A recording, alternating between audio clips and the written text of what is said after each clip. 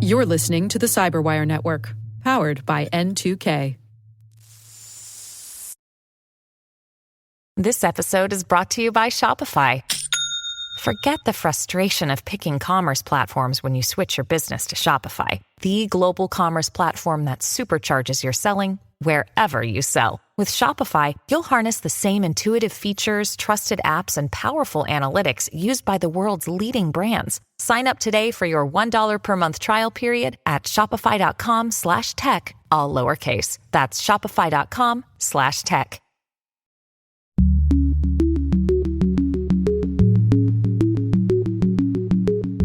To some people, it was extraordinarily bold and unbelievable because it just wasn't really on their radar screen as a threat. And the idea that we would indict the People's Liberation Army in Pittsburgh just seems far-fetched. But there were a lot of people who were, in some of the bigger districts that were dealing with national security concerns that were not only aware of it, but they coveted the case. Hello, everyone, and welcome to Caveat, N2K's CyberWire's privacy, surveillance, law, and policy podcast. I'm Dave Bittner, and joining me is my co-host, Ben Yellen from the University of Maryland Center for Health and Homeland Security. Hey there, Ben. Hello, Dave. On today's show, Ben covers TikTok's new lawsuit against the federal government. I've got the story of some senators taking issue with facial recognition at airports. And later in the show, my conversation with David Hickton. He's founding director at the Institute for Cyber Law, Policy, and Security at the University of Pittsburgh. He's also a former U.S. attorney. We're discussing the 10th anniversary of the first indictment of Chinese PLA actors. While this show covers legal topics and Ben is a lawyer, the views expressed do not constitute legal advice. For official legal advice on any of the topics we cover, please contact your attorney.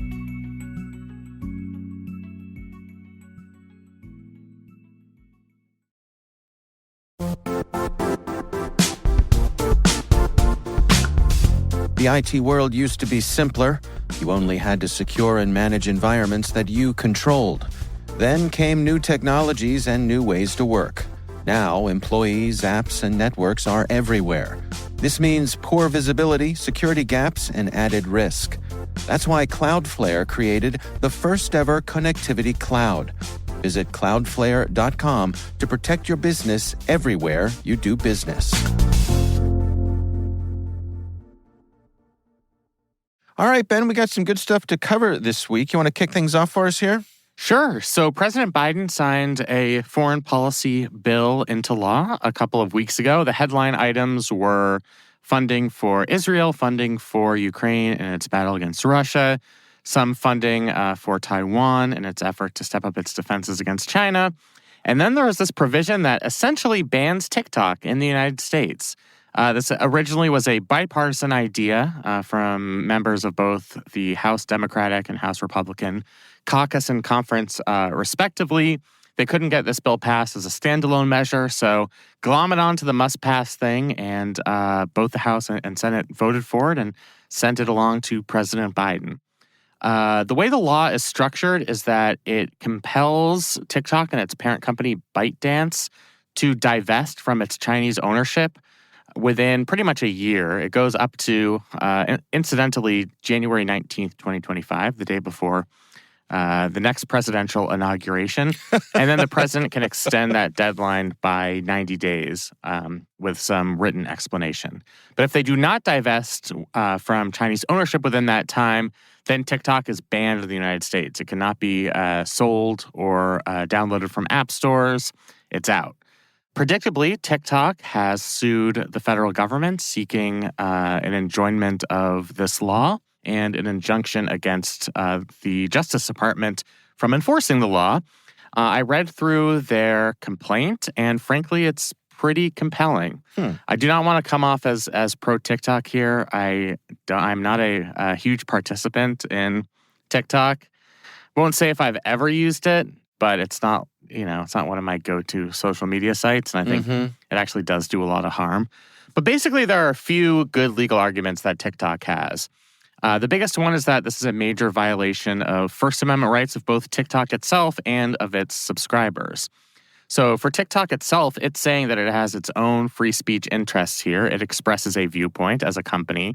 It promotes certain TikTok posts on things like Earth Day and, diversity and various viewpoints that might seem innocuous, but they are viewpoints. So we would be stripping them. This would be Congress stripping TikTok as a company from expressing its viewpoints from a First Amendment perspective. And then there's the hundreds of millions of TikTok users in the United States. It is a very popular application, especially among young people. And this really would but it would stop people from being able to communicate via this very popular application. And there's really no question that that is a suppression of speech. You can ban speech in this country only under very specified, limited circumstances. When we're talking about a content or viewpoint-based restriction on speech, which I think this is, since it's restricting the content on just one service, one application, then the government has to have a damn good reason of enacting this law, Right. and the means have to be closely tailored to achieving that purpose. TikTok argues, I think, persuasively that, concerns about foreign adversaries like China could potentially be compelling. It's not clear that this law would actually alleviate those concerns, specifically because it only targets this one company. As it applies to all other companies, there's kind of a legal process where if the federal government thinks that too much of the company is held by our foreign adversaries, there would be this period of review, and then they might have the authority to prohibit that application in the United States as well. But that doesn't apply to TikTok. TikTok is a noted exception in the bill. They are de facto banned if they are not divested throughout the next 9 months or so. And then separate from that First Amendment argument, which I think is quite compelling, is this argument about this being a bill of attainder. So the Constitution prohibits bills of attainder which target an individual or a group, which could be a company.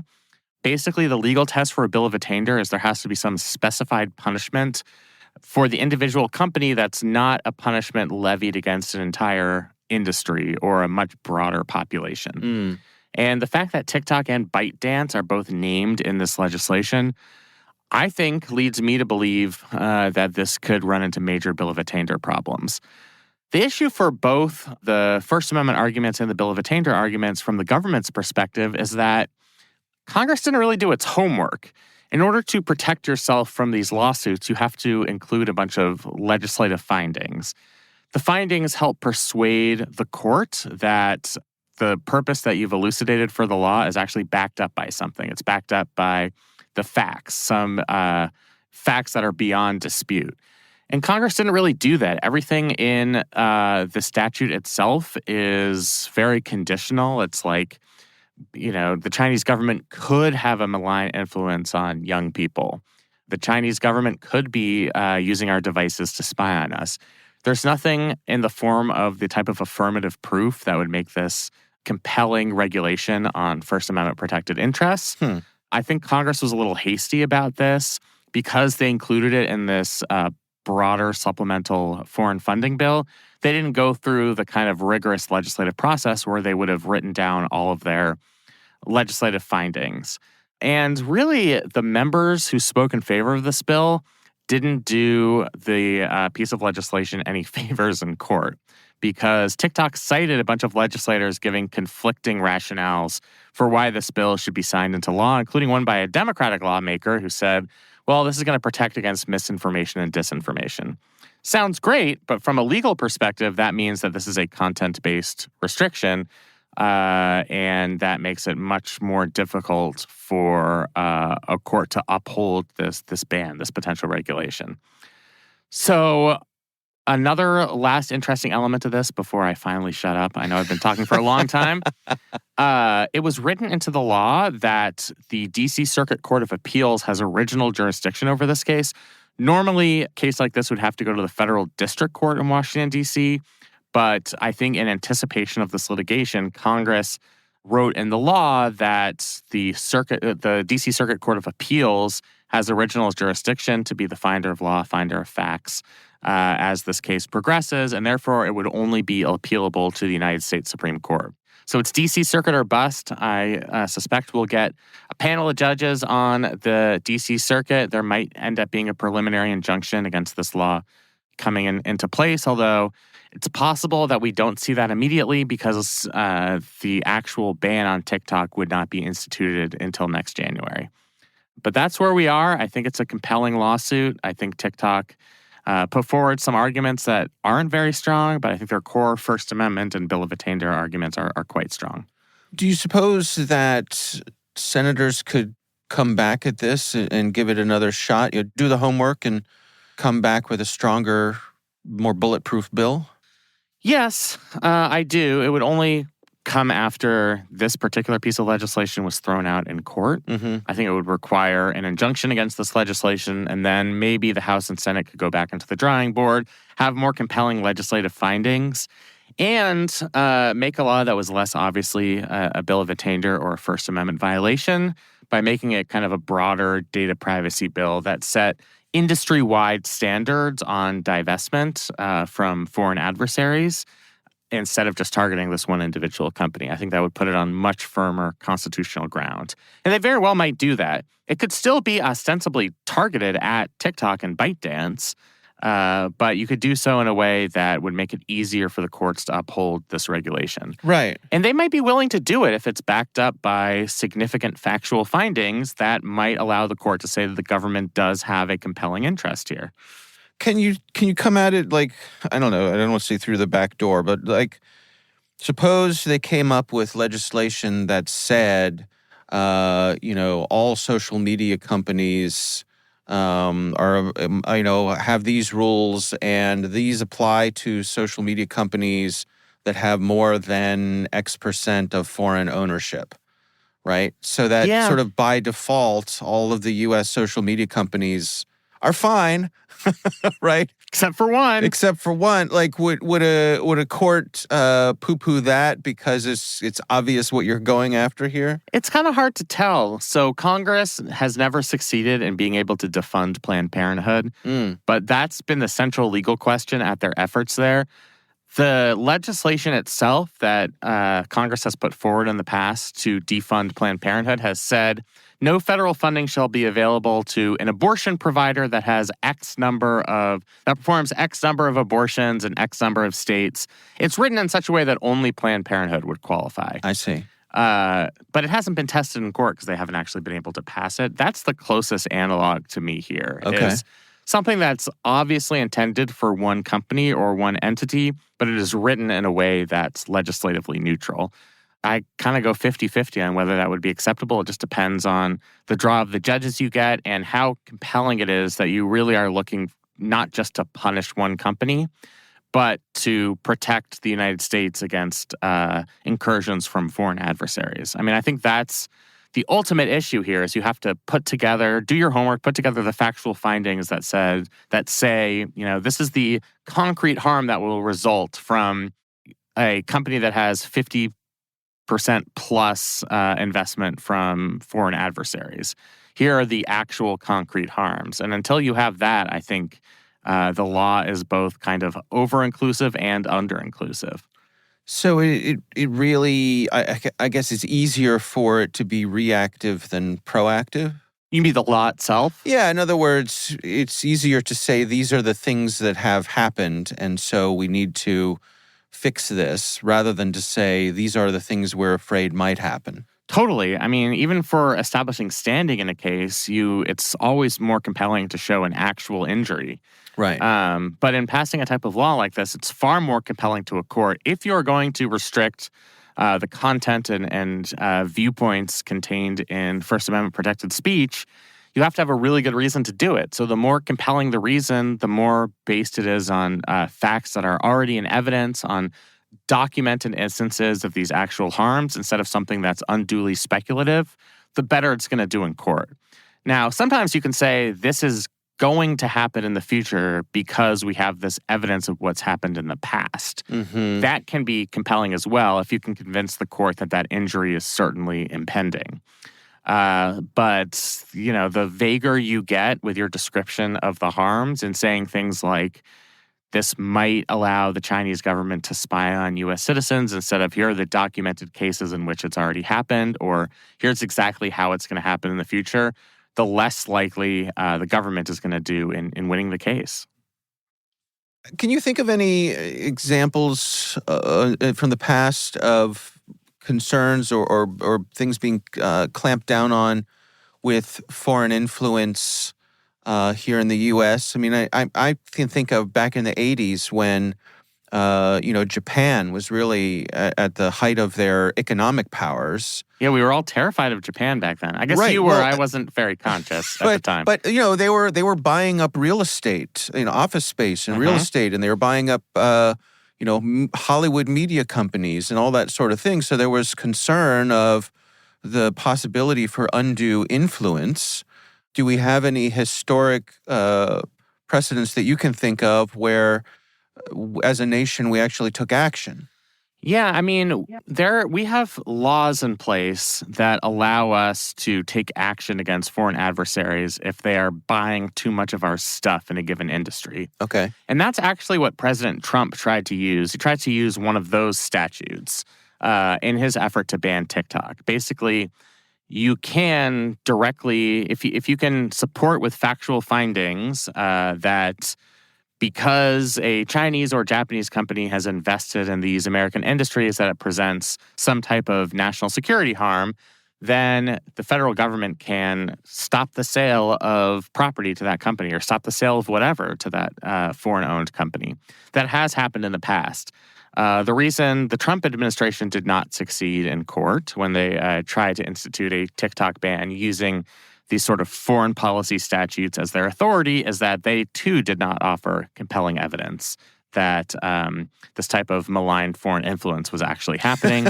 I think it was 2 separate district courts enjoined that regulation from going into effect in the first place. So we're at strike 2 of Congress not doing their homework here on this issue? Yeah, part of it is I don't necessarily blame them. Right. They had a really short amount of time to turn something into legislative language and glom it on. The minnow that attaches itself to the shark, it's glommed on to broader foreign policy legislation.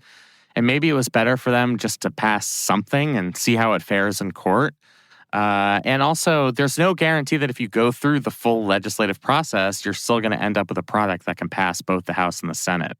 So it's kind of like maybe it's just worth taking the risk, getting it out there, seeing what happens in court, rather than let's take 9 months to do a comprehensive study, and then maybe in the lame duck session in December, we can get something across the finish line. That's not a bet that's a very good prospect for Congress.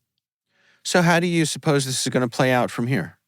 So we'll see an answer at some point from the Justice Department. They'll respond.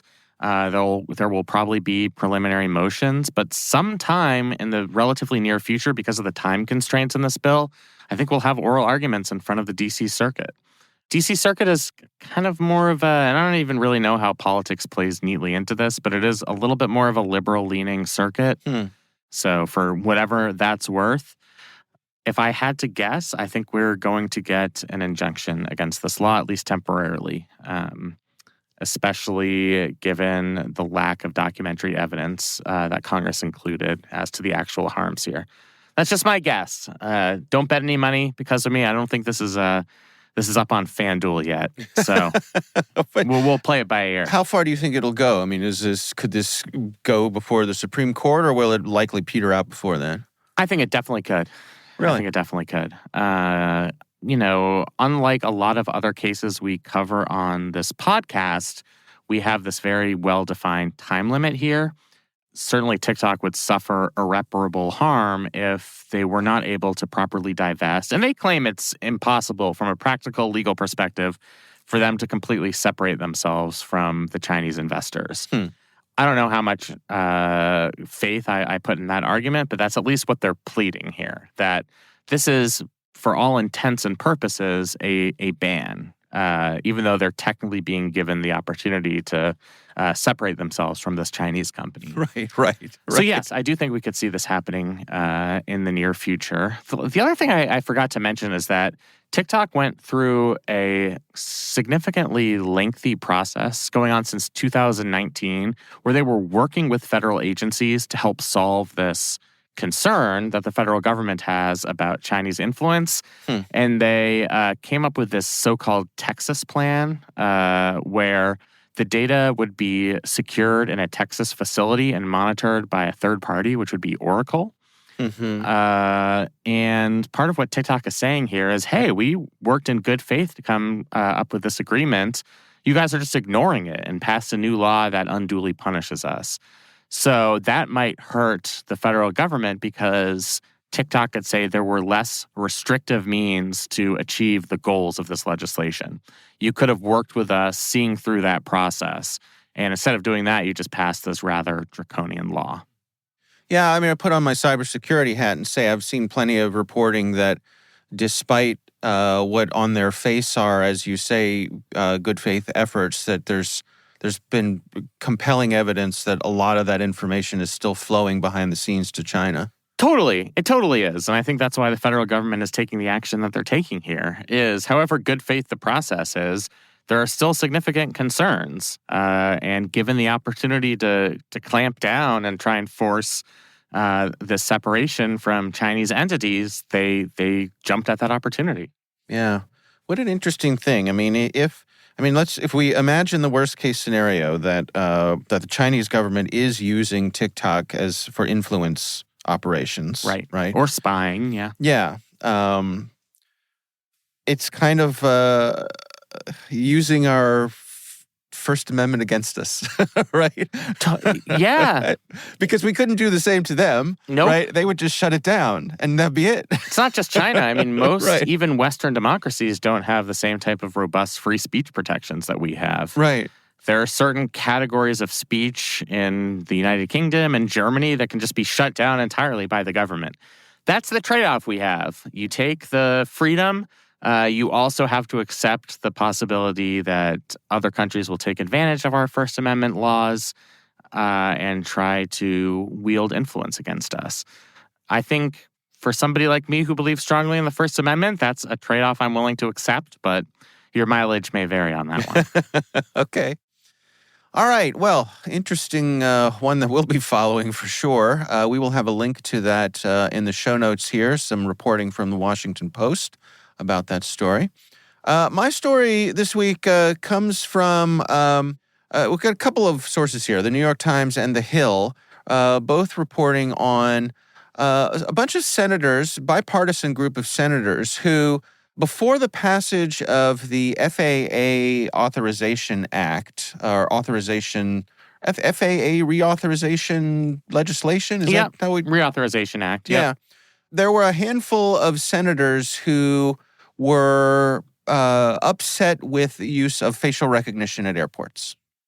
Now, Ben, I don't know how much you've traveled recently, but I think, for me, certainly out of our main airport here, we fly out of BWI most of the time, Baltimore Washington International, and it's just part of the routine that when you step up to the person at TSA who checks your ID and your boarding pass, that you smile for the camera. Yep. Right? Yeah, they don't even really check your boarding pass. They just match your Face ID against your driver's license, right? Right. Yeah. Yeah. And I think part of the issue here is that they kind of got you. Like, if you make a stink about that, you could miss your flight. Yep. Right? It's such an imbalance of power, I guess. And it's sort of like, accept the facial recognition or we'll give you a nice little pat down. Right. And you'll feel our rubber gloves all over your body. Or even we might just sit you down in this little windowless room for a couple of hours. Yeah. While we sort things out. And, oh, gosh, you missed your flight. What a shame. Yep. So there's a group of senators, again, like I said, a bipartisan group of senators. This is including Jeff Merkley, John Kennedy, Roger Marshall, They raised concerns about privacy and civil liberties regarding this facial recognition technology at airports. They sent a letter to both Senate Majority Leader Chuck Schumer and Minority Leader Mitch McConnell, urging them to include restrictions on facial recognition in this FAA reauthorization bill. It didn't happen. The bill went through without these things. But I thought it was noteworthy that there are a group of senators who are trying to keep watch on this. What do you make of this, Ben? Yeah, so first I'll note it did pass the Senate, but it still has to be ratified by the House. The so FAA if any bill. House members want to tank this and hold out for regulations on facial recognition, that's in their purview. Mm-hmm. I think this is really interesting. The fact that it's bipartisan, the fact that it includes such a large number of senators, and the industry opposition here, I think, are all really interesting dynamics.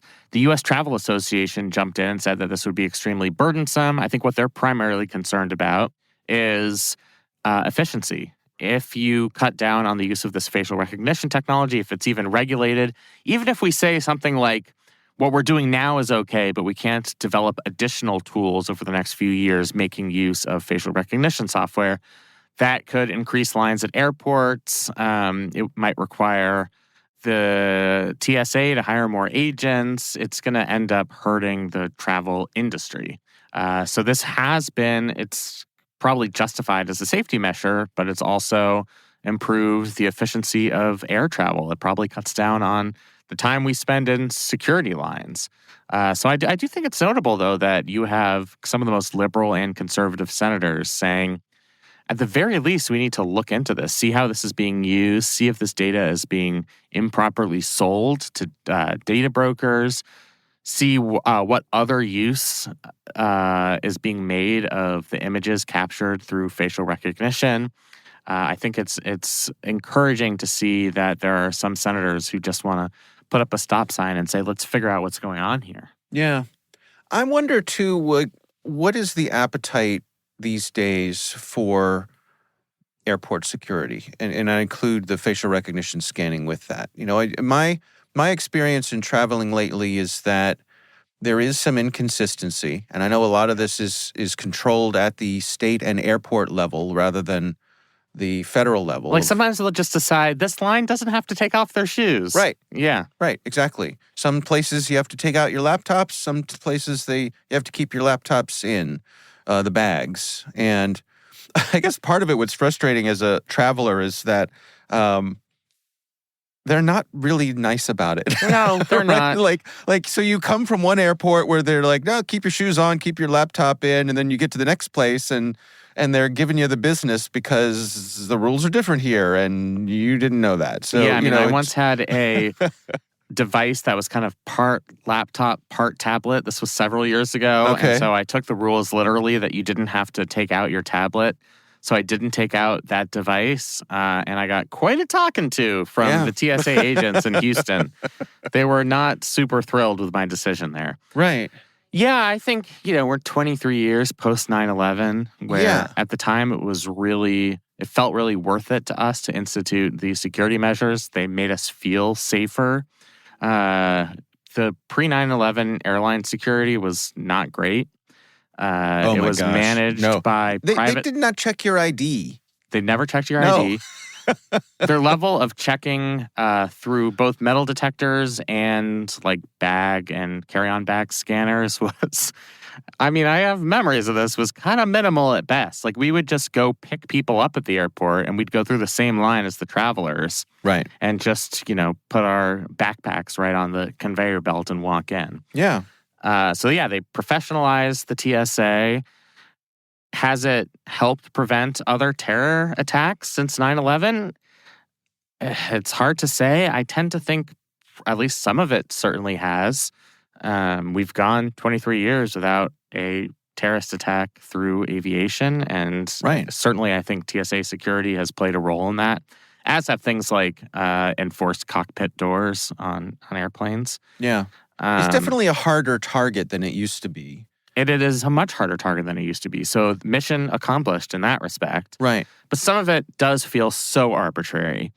Particularly the stuff about we still have to take our shoes off because one guy tried to detonate a shoe bomb 23 years ago. Right. This whole thing with liquids and gels. I mean, we've been doing that now for 18 years where we can't bring a bottle of water in, but we can bring food items, and then we have to buy a bottle of water, past security. It feels frustrating. It certainly does. Well, and the scanner thing, where they can see through your clothes and all that sort of thing that I think people justifiably feel is an invasion of privacy. Yeah, I mean, my impression is that most people just care about getting to their flight on time, and it's like a mild inconvenience that most people don't think about. Right. And that always kind of concerns me, is that somebody has to care about this stuff. Otherwise, it's truly going to become dystopian. So it's good that there are some senators standing up and at least raising awareness of this issue, because otherwise we just kind of become sheeple and just arbitrarily accept all of these security measures, even when many of them are kind of ridiculous or might infringe on our civil liberties. So I respect senators for, even if they were not successful in securing an amendment on this, at least raising this issue. Yeah, it's creeping, it's creeping. You at first you kind of bristle at it, and then it just becomes normal, and there goes that civil liberty, right? Yep. So I agree. It's good that some folks are trying to be vigilant about this. And, I guess I'm trying to think of what's the downside? What's the bad thing that could have happened or has happened as a result of someone getting their face scanned by TSA that is more than theoretical? It's hard to tell, but I feel like there's going to be a story that we cover at some point where somebody's, because of facial recognition, somebody is stopped from making their flight because they were falsely flagged in the system as being on the no-fly list, when really just the facial recognition system isn't good with recognizing minorities and women. And that story is going to come if it hasn't come already. Sure. And I think that would be the real harm here. Yeah. I think that's along the lines of at least what some of the senators here are raising, that these concerns aren't really abstract. We've seen abuse of facial recognition software in other contexts. And at the very least, it needs to be highly regulated if we're going to use it at our airports. All right. Well, we will have a link to this story in the show notes. And of course, we would love to hear from you. If there's something you'd like us to consider for the show, you can email us. It's caveat@n2k.com.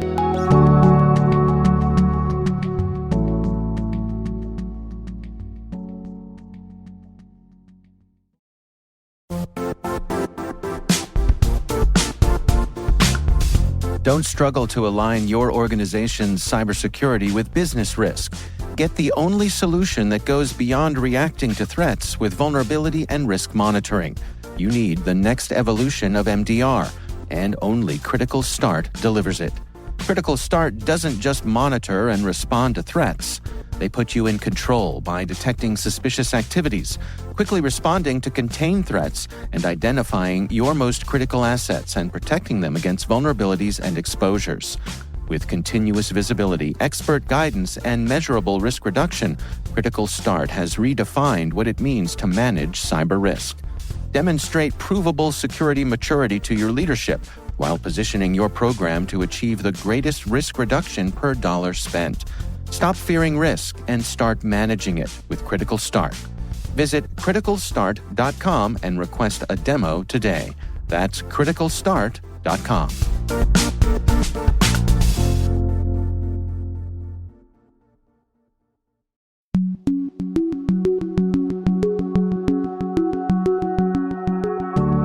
Ben, I recently had the pleasure of speaking with Dave Hickton. He is the founding director of the Institute for Cyber Law, Policy, and Security at the University of Pittsburgh.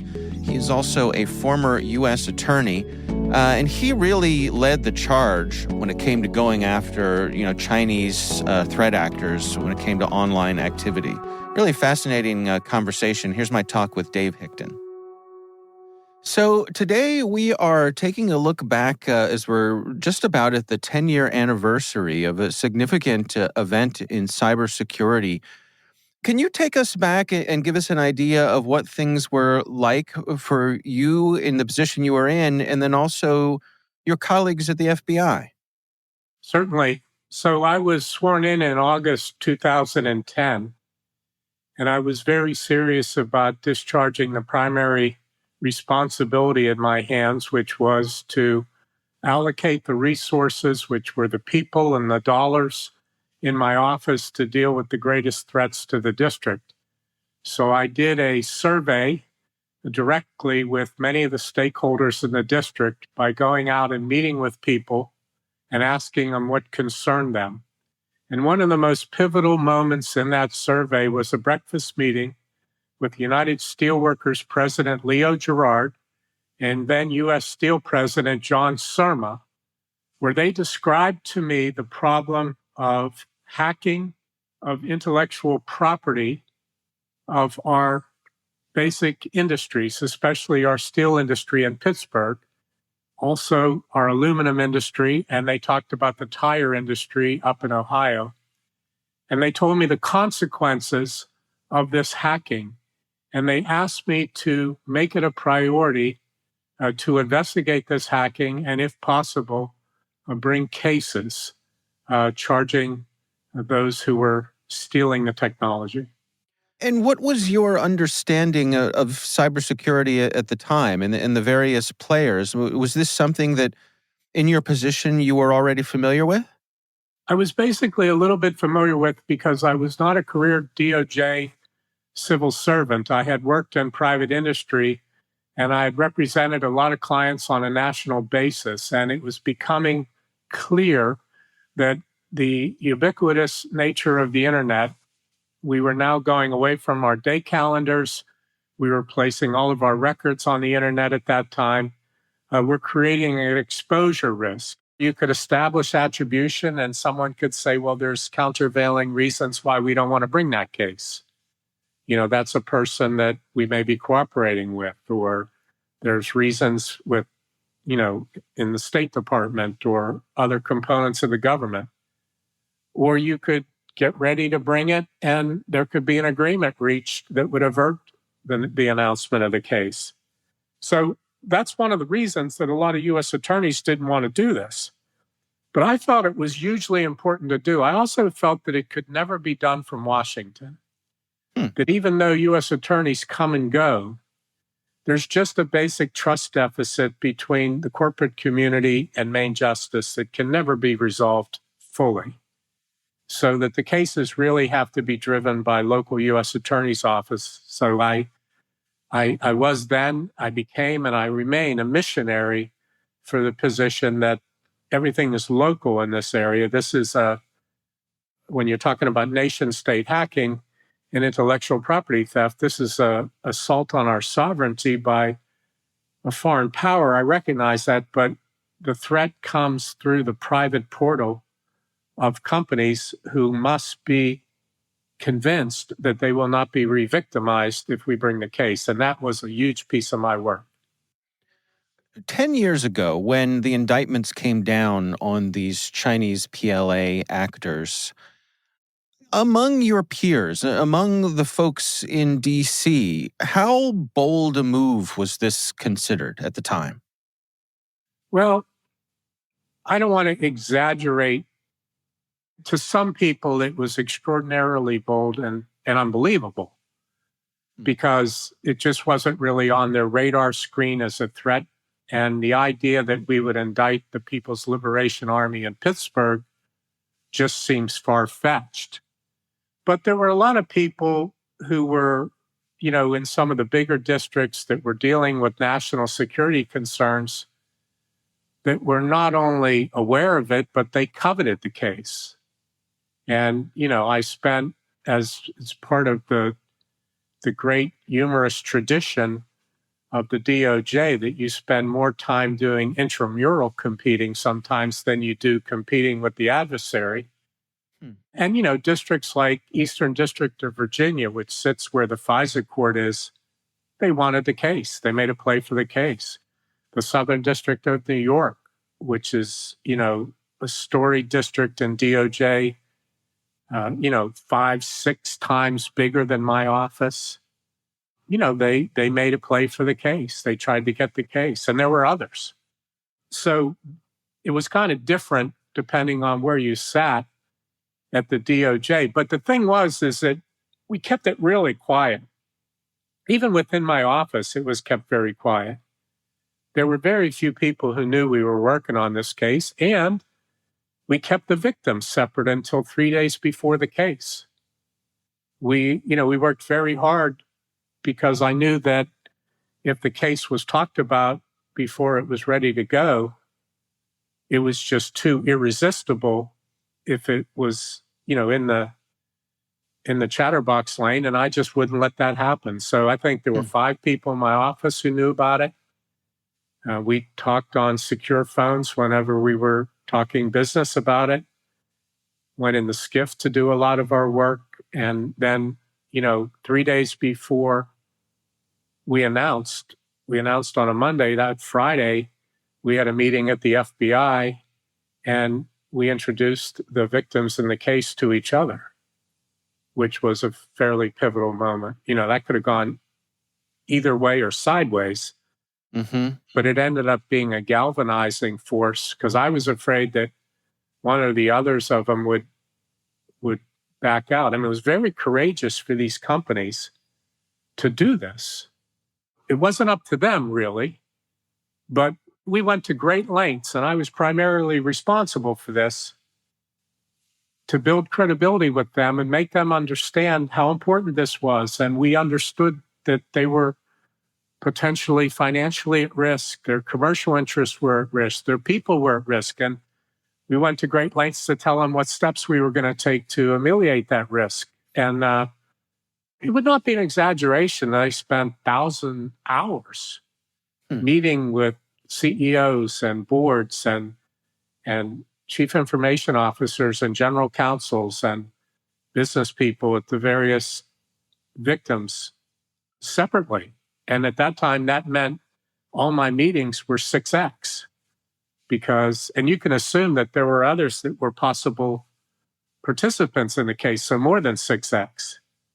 Because I took the extra step of having the same conversation multiple times separately to pay respect to the fact that each victim in the case deserved to be heard, deserved to feel that I was their advocate, that I was their protector, and that, we were not going to let them be hung out here.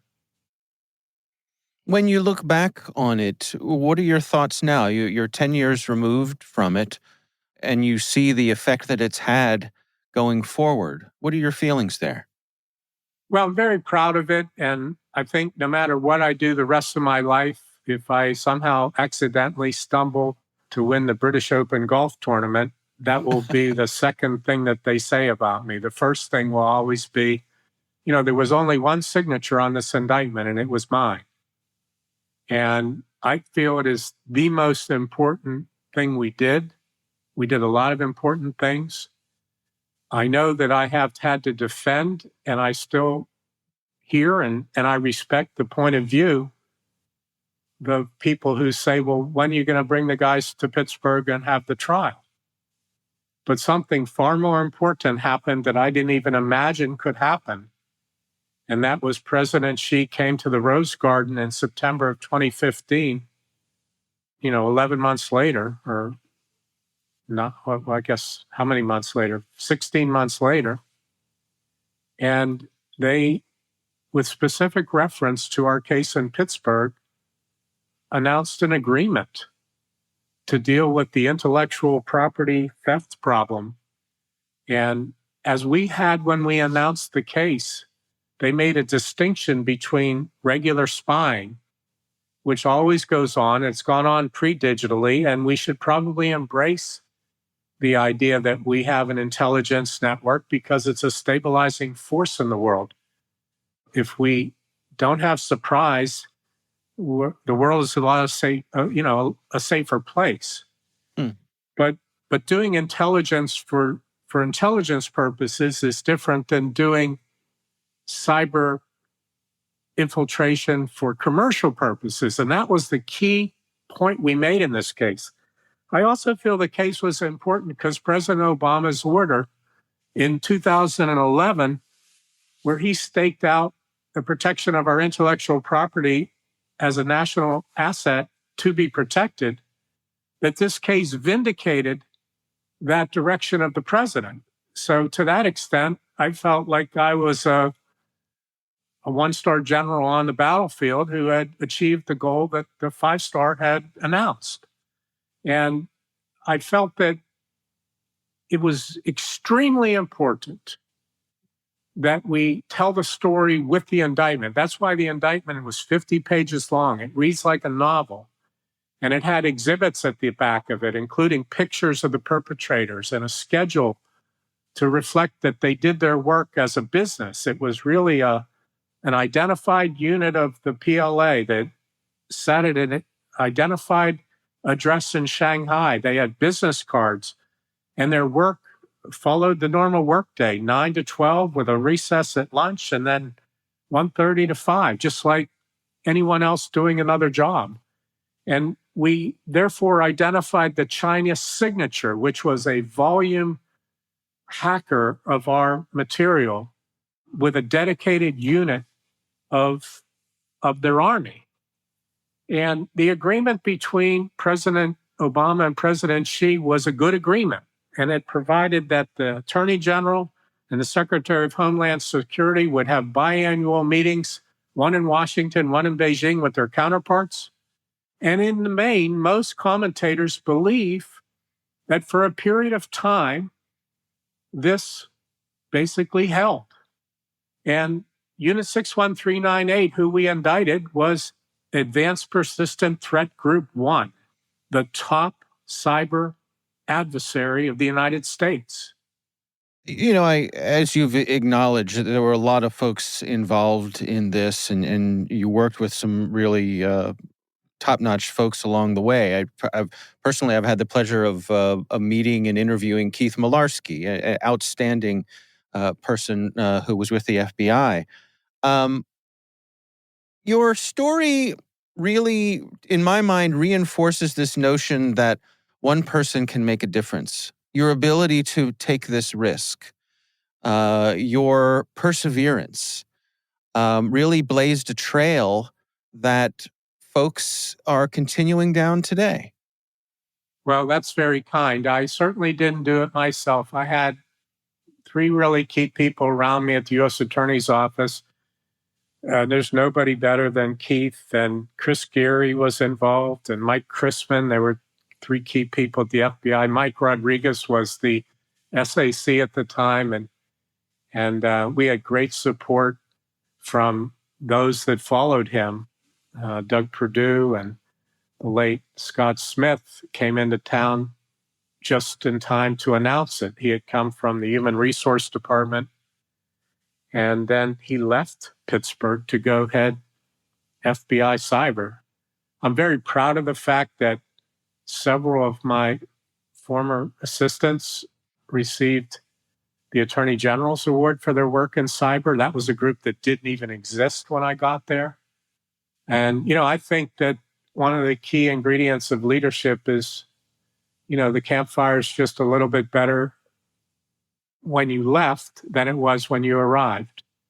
And, we had some great partners at the Department of Justice who helped us. They were critical in terms of working with the other components of the government. And I think the real star of that group was Lisa Monaco, who's now the Deputy Attorney General. In the middle of the case, she went over to the White House and became the Deputy National Security Advisor. And that was a key moment. And she was a great partner. And I really credit her with being my key Washington partner on this. But, it was lonely at times. And, I find it funny now that I asked others to sign with me at the Department of Justice. When it was time to sign, nobody wanted to sign.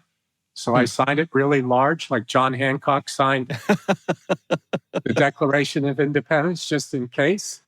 I worried that meant that if it didn't go bad, we had no idea what the reaction was going to be.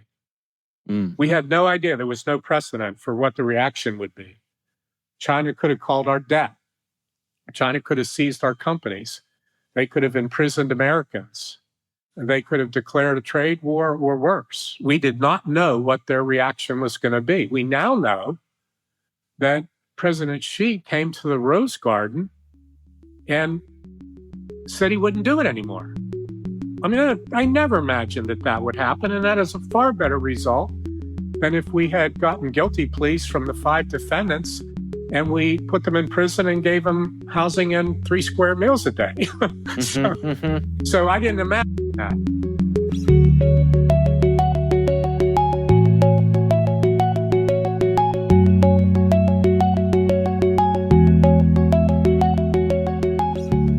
Ben, what do you think? Yeah, real trailblazer. He was talking about going after malign Chinese influence before we were. Right. And I think it fits well into the story that we covered for our first story today with TikTok, is that there's now, because of the efforts of people like him and many others, this recognition of China misusing our data. Yeah. And that's one of the weapons they deploy against us as our foreign adversary. So appreciate the work he's done for the past decade. Yeah, a really example of somebody sticking their neck out, professionally, because I think he believed that it was the right thing to do, and history has proven him right. Yep. Yeah. All right. Well, again, our thanks to Dave Hickton for joining us. Again, he is the founding director of the Institute for Cyber Law, Policy, and Security at the University of Pittsburgh, and we do appreciate him taking the time for us.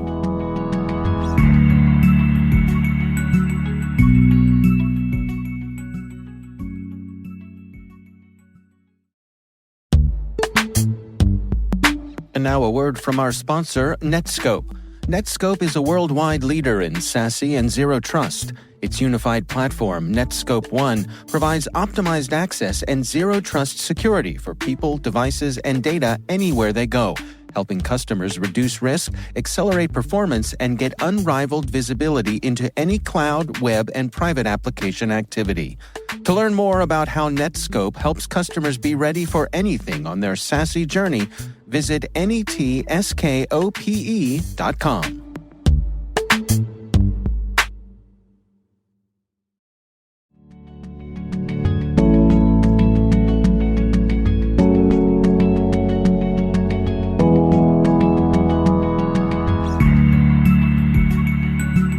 That is Caveat, brought to you by N2K Cyberwire. We'd love to know what you think of this podcast. Your feedback ensures we deliver the insights that keep you a step ahead in the rapidly changing world of cybersecurity. If you like our show, please share a rating and review in your podcast app. Please also fill out the survey in the show notes or send an email to caveat@n2k.com.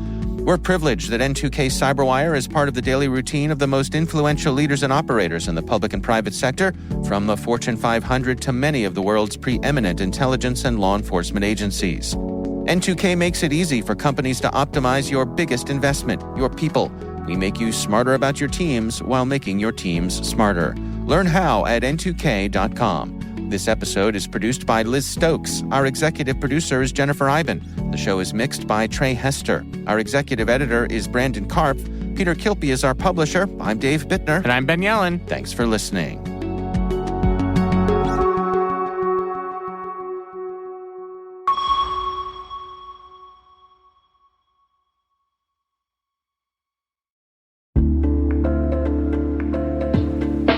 Hi, everybody. It's Maria Varmazes here, your host over at T-Minus Space Daily, and sometimes a guest on Hacking Humans, too. We here at N2K Cyberwire work hard to bring you concise, intelligence-driven news and commentary, and we'd like to know how we're doing. Please take a few minutes to complete our audience survey and share your feedback to help us continue to grow and meet your needs. Visit cyberwire.com/survey. That's cyberwire.com/survey to get started. Thanks so much for your input as we reach for the stars. It means the universe to us.